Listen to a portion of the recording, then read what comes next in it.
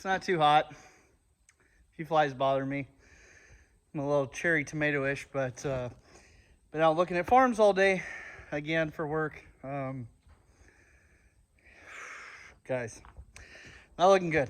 Not looking good at all. So yesterday, my morning got cut short because I got a call. Central Plains Milling was going to be delivering 2 ton of my goat 365 creep. I promise you one of these days I'll get that video done. Maybe while I'm looking for some content, I'll get that set up and I'll get that done for you guys finally. That'll be a little more of a what I want myself to do, not always what I get executed. Two different things, goals versus realistic expectations. But anyway, had my morning cut short. Got a call from the truck driver and he said, "Hey, are you close?" And I said, "No, I'm about 45 minutes away out looking at farms." And he's like, "Well, we got a little bit of a problem." I said, "Don't worry about it. I already know what your problem's going to be." I said, "The feed bin collapsed, didn't it?" And one issue I had, sorry, car's driving by out. Somebody just pulled in the driveway and sold me a fundraiser card, so just making sure. But one concern I had was on this bin, it is just a bolt that wedges against the inside leg. So the bulk bin itself has got a tube and then the leg is inset inside of it. And the other day I went to level the bin a couple weeks ago, actually a delivery or two ago. I went to level the north side and one of the bolts twisted off. Should have had grade 8 bolts in it, but this is what came with the bin. I didn't think anything of it. And it's held feed deliveries for a couple years now. So, but one of them twisted off. I got it tightened up, used the chisel, chiseled it around, got it real good and snug. But inevitably, when there was probably 3,500 pounds in it, it decided it was tired and not going to do its job anymore. So I don't think, it doesn't look like there's anything wrong with it. It's got a good frame on it. And the hopper's fiberglass. It doesn't weigh a lot. I can't move it. But anyway, I got almost home. Shane sent me a text. Maybe I'll put those pictures in here. Over my face right now, you're probably seeing a bin that's leaning and maybe a pile of feed on the ground.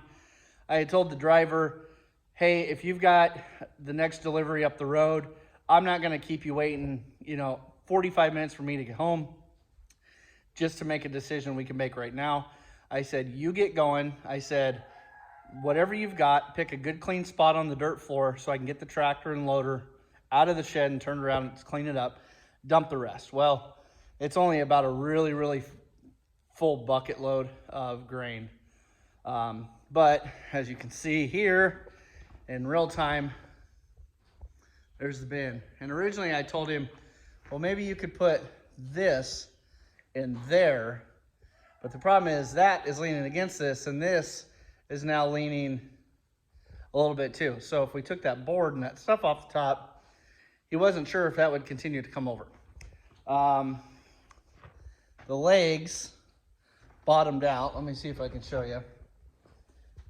The legs bottomed out. They normally look like this. Like I said, there's a bolt and it wedges in, and then those just slide up in there. So what I'm going to do, I'm going to scoop it in the loader, and then I cannot get a 5-gallon bucket under there, but I do have a short bucket. I'll see if that fits. Otherwise I'll use, I don't know, something like this over here by the kittens. And bucket at a time, I will try to get some weight out of that bin. That way I know my loader can pick it up. And what we're going to do is, I've always told Shayna, I wish we would have had the money, $2,500 to buy like a GWS, Great Greens Welding Supply. I think it is out of Missouri. They make stationary 3-ton hoppers with flip up gates. L&H out of Hastings. I went to high school with the wife of the owner of that. She was a couple years older than me. They make trailers and bulk bins. I kind of always wanted something official, not a converted coffee bean bin from a coffee place, LaRue Coffee. But my buddy Chandler, I don't know if you'll see this, but shout out to Chandler. He's got a handy hopper from Work Weld in Armour, South Dakota. I don't know if that's backwards. I could be backwards. I don't know. Is my shirt and that thing read backwards? Anyway, it's workweld.com. And so he's got, I'm guessing this is a 1-ton hopper. It's got a jack on the back I set. Just a 2-inch ball on it. So that flips open. If you know, you know. I'm not telling you anything new. If you've never been around one of these, I think most of them are kind of the same. But the lid just cams over. And I'm hoping, I need to grab my tape measure, see how wide this is. I'm hoping I can load most of the bucket and come up and then dump it. I think if I can get a ton out of there, a couple thousand pounds, my loader can pick that up. That's just a heavy bale. So what I'm thinking there, and I'm not picking the whole thing up, I'm just going to be picking one end up. But here's my thought. I don't want to weld. I could weld a piece of heavy flat strap on these legs, you know, somewhere in here so it holds once I get it level. But if I ever move this or sell this bin, do something different, I want the ability to, you know, to change those. And so I was talking to my dad, and I think what we're going to do is we're going to buy some good heavy angle iron, and I'll take a piece of angle iron and I'll put it around the corner of one of those legs, or maybe on both sides of the legs. I don't know, we'll see. Got to run to town, see who's got angle iron.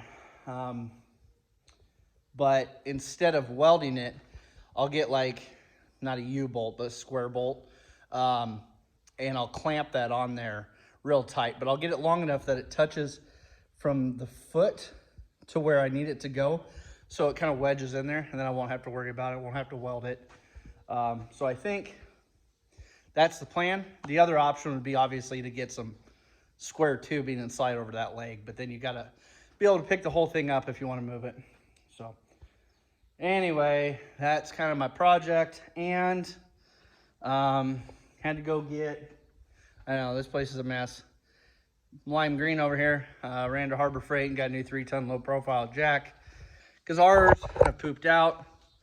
I need to put new rear brake pads on the new to us, the silver truck, the 2012. Because when you pull the trailer around, it is screechy. So anyway, sorry.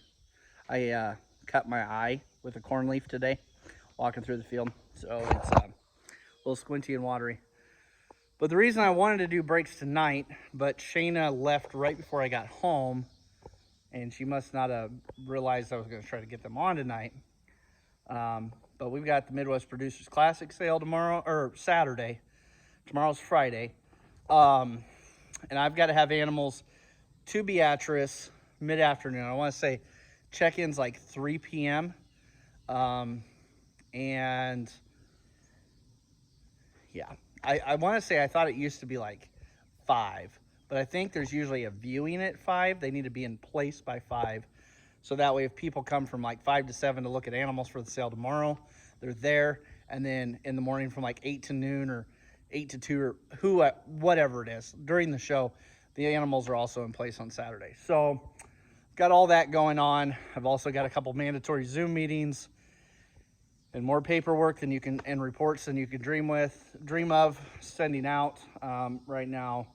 With the crops trying to die and harvest looming near, I'm a little stressed because everything's about a month to 6 weeks ahead of schedule. And that means I gotta let 60 farmers know harvest plans, where everything's going. Actually, it's not that many because some of the farms are cash rent, but I need to know, let everybody know where my custom and crop shares of grain are going. You know, my thoughts on moisture for harvesting. I just got to give them all that background so they know where things are going, account numbers, contracts, stuff like that. I got to get all those mailed out ASAP, and all the farm visits I've done and lease analysis. So yeah, I've had a couple energy drinks in the last couple days, and I'm just a little twitchy right now. So that's my update. I guess maybe I'll kick this out as just a quick 10-minute video for right now. I've got other videos, content, splices of some days to put together, but maybe I'll get this to you now, and then I will try to get you some video while I'm at the sale. And if I go down in the morning without Shayna, maybe I'll go to the show, do a little bit of, I don't know, I've never live streamed. Maybe we'll try live streaming if I can find a good place to hook my phone up and charge it while we're doing that, because it will kill it. So anyway, check out the Midwest Producers Classic on Goat Promoter or the Midwest Producer Classic. I want to say, do they have a website? I know they got a Facebook page. And we have got lots. I want to say there's 3 lots. Check our Facebook page. It's got the lot numbers. Shayna's posted individual postings for the first 2. And then I'm guessing tomorrow she'll probably post the 3rd lot, which is lot like 79 or 70 something. So anyway, give those a look. Our second lot is a full blood show correct 2x2 teated,